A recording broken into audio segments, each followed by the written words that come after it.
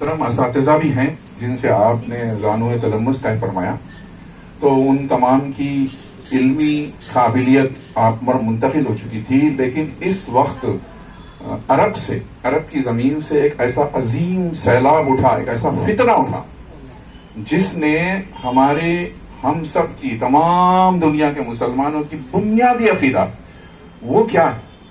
حضور اکرم سید عالم صلی اللہ علیہ وسلم کا مقام نبوت اور آپ کی اونچائی اور آپ کا مقام کو نیچے گرانے کی کوشش، یہ تھا فتنہ جو اٹھا، اور اس کی بہت بڑی علماء کی فوج تیار ہوئی، علماء ہند بھی اس میں بہ گئے، اس عقیدے کو اختیار کر لیا۔ اور آپ کو یہ 100-150 سال پہلے گفتگو ہے، جو جب یہ مقام ہو رہا تھا، ہم تو جب تھے بھی نہیں، ہم نہیں تھے، تو یہ انگریزوں کا دور حکومت تھا۔ انگریز اس چیز کو آگے بڑھانے لگے، کیونکہ انگریزوں کو صرف ایک ہی چیز سے خطرہ تھا، وہ تھا مسلمانوں سے۔ 1857 کی جنگ میں مسلمانوں کا جو کردار ہے، اس پر تاریخ پڑھے تو روشنی پڑتی ہے۔ انہوں نے اپنی خون کی قربانیاں دی، آزادی کی کوشش کی، انگریز اس کو کچل دیا، نواب سراج الدولہ کو قتل کر دیا گیا، وغیرہ وغیرہ، پھر اس میں نہیں جاؤں گا میں۔ تو وہ جانتے تھے کہ مسلمان اگر متحد رہیں گے تو ہم یہاں سے اکھاڑ پھینکے جائیں گے، کیونکہ انگریزوں نے بہادر شاہ ظفر کو جو ہٹایا تو مسلمان حکمران، اور ہندوستان کی جو کیفیت تھی وہ نہیں تھی، راجوں مہاراجوں میں بٹا ہوا تھا۔ سب سے بڑی حکومت اگر تھی تو وہ مسلمانوں کی تھی، اسلام کی تھی۔ یہ ہند کا حال تھا، اور ہم جب بلاد ہند کی بات کرتے ہیں تو وہ آج کا ہندوستان، پاکستان، افغانستان اور کچھ حصہ ایران کا ہے، سری لنکا بھی اس میں شامل ہے، برما بھی اس میں شامل ہے، بھوٹان، بنگلہ دیش اس میں شامل ہے۔ اس ہندوستان کی بات کر رہا ہوں میں۔ تو اس ہندوستان کے تمام علماء اور فاضلین اس فتنے میں بہ گئے، چاہتے ہوئے نہ چاہتے ہوئے۔ اعلیٰ حضرت علیہ الرحمٰ نے اکیلے تن تنہا اس کے خلاف آواز اٹھائی، اور آواز اٹھانا ایک چیز ہے، محلے میں آپ رہتے ہیں، کوئی پڑوسی آپ کو تکلیف دے تو آپ اس کے خلاف آواز اٹھا لیں، لیکن آپ کامیاب ہو جائیں ضروری نہیں ہے۔ آواز اٹھا کے آپ مطمئن ہو جائیں گے، کامیاب ہو جائیں ضروری نہیں ہے۔ یہ وہ مرد مجاہد جس نے اکیلے تن و تنہا اس فتنے کو کچل ڈالا، دلائل کی روشنی میں، حقائق کی روشنی میں، بحث کے ذریعے، تحریری کام کے ذریعے، مناظروں کے ذریعے، جس طریقے سے ذریعے، خطوط کے ذریعے۔ اس زمانے میں ٹیلی فون، انٹرنیٹ کی سہولت نہیں تھی، آپ نے خطوط تحریر فرمائے، آپ نے ایسے علماء کو جگایا، ان سے جواب طلب کیا، اور اس فتنے کے آگے ایک دیوار باندھ دی۔ اگر آپ کی ذات مبارک نہ ہوتی تو اس تمام ملکوں کے جن کے میں نے نام لیے، اس میں اہل سنت کا، ہمارا اور آپ کا عقیدہ تنکے کی طرح اڑ جاتا، تنکے کی طرح اڑ جاتا۔ شاید کچھ چنندہ علماء اکرام باقی رہتے اس عقیدے کے ساتھ، امت مسلمہ، عام مسلمان اس عقیدے سے بے بہرا ہو چکے ہوتے، یعنی ہم سے موٹے لفظوں میں ہمارا ایمان ہی چھین لیا جاتا۔ تو یہ ہے اعلیٰ حضرت کا اصلی کارنامہ کہ آپ نے ہمارے اور آپ کی آج تک بھی ایمان کی حفاظت فرمائی، کیونکہ یہ اللہ کا نظام ہے، دستور ہے۔ ہر 100 سال میں، کیونکہ کوئی کام اللہ کی مرضی کے بغیر نہیں ہوتا، ہر 100 سال میں اگر طبی بنیادوں پر دیکھیں تو کوئی بڑی بیماری آتی ہے جس سے دنیا حیران و پریشان ہو جاتی۔ اب اس کا مجھے آپ کو مثال دینے کی ضرورت نہیں، سب کے ذہن میں نام آ گیا کووڈ-19، اور 1915 میں آیا تھا پلیگ، اسپینش پلیگ۔ ایسے ہی دین اور مذہب میں بھی ایک کوئی بڑا فتنہ رخ کرتا ہے حق کے خلاف، تو اللہ تعالیٰ اس کے لیے ایک شخص کو چنتا ہے، اس کو علمی زبان میں مجدد کہا ہے۔ سبحان اللہ، سبحان اللہ۔ تو اکبر اعظم کے زمانے میں تھے حضرت مجدد الفسانی رحمت اللہ علیہ، جنہوں نے ایک جابر بادشاہ کے خلاف اعلان حق کیا، یہ اس صدی کے مجدد۔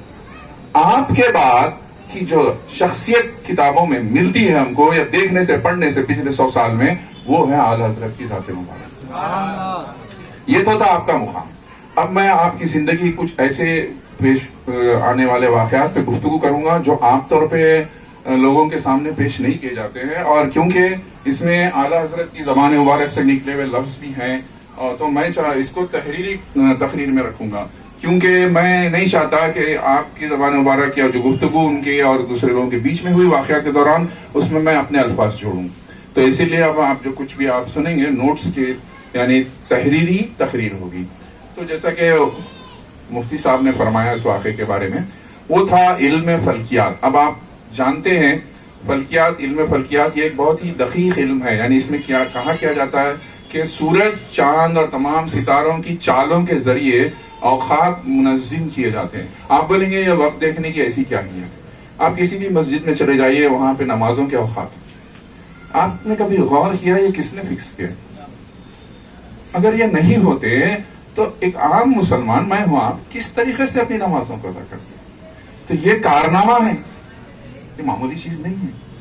جانتے ہیں آپ کس کا کارنامہ ہے؟ یہ اعلیٰ حضرت علیہ رحمۃ سبحان اللہ سبحان اللہ. پورے بلادین پوری دنیا میں فالو کیا جاتا ہے کیونکہ آپ علم فلکیات کے ماہر. وہ تقویم کہتے ہیں، یہ وہ علم ہے جس میں ستاروں اور سورج کی چال سے اوقات متعین کیے جاتے ہیں. جیسا کہ مفتی صاحب نے فرمایا، اسی چیز کو میں دہراؤں. اس میں آپ رحمۃ اللہ علیہ کو اس قدر مہارت تھی کہ سورج کو دن میں دیکھ کر اور رات میں ستاروں کو دیکھ کر گھڑی ملوائے. شاگردوں سے کہا کرتے، جانتے ہیں اس وقت کیا وقت ہو رہا ہے؟ یہ وقت ہو رہا ہے. وہ اپنی گھڑیوں کو دیکھ، آٹومیٹک مشین، اس میں ایک ساتھ ایک سیکنڈ کا فرق نہیں ہوتا. یہ آپ کی علمی قابلیت. ایک علم نہیں، اعلیٰ حضرت کی حیات کے بارے میں مختلف تحقیقی کام ہوا ہے پاکستان میں بہت زیادہ، ہندوستان میں بھی اور مختلف دنیا کے حصوں میں. کچھ اندازوں کے کیونکہ صرف ان کے علم کے بارے میں اندازہ لگایا جا سکتا ہے. کچھ اندازوں کے مطابق آپ تقریباً 250 علم کے ماہر، جس میں سے کچھ علم ایسے ہیں جن کو مطلب ختم ہو چکے، جن کے بارے میں گفتگو کیا ان کے بارے میں جاننا بھی ناممکن. تو یہ آپ کی علمی شخصیت کا ایک ہلکا سا نمونہ. تو علی گڑھ یونیورسٹی کا واقعہ آپ نے ابھی بیان فرمایا مفتی صاحب نے. وہ وائس چانسلر ڈاکٹر سر ضیاء الدین احمد، تو ان کو علم ریاضی کا ایک مسئلہ درپیش ہوا. آپ نے تمام یونیورسٹیوں کو خطوط لکھے، کہیں سے کوئی جواب نہیں آیا. پڑھے لکھے لوگ.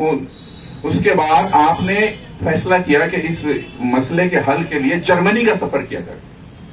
تو اس میں حضرت سید سلیمان اشرف، آپ سے ان کی ملاقات ہوئی. آپ نے کہا کیوں نہ آپ بریلی شریف جا کر اعلیٰ حضرت سے مل لیں.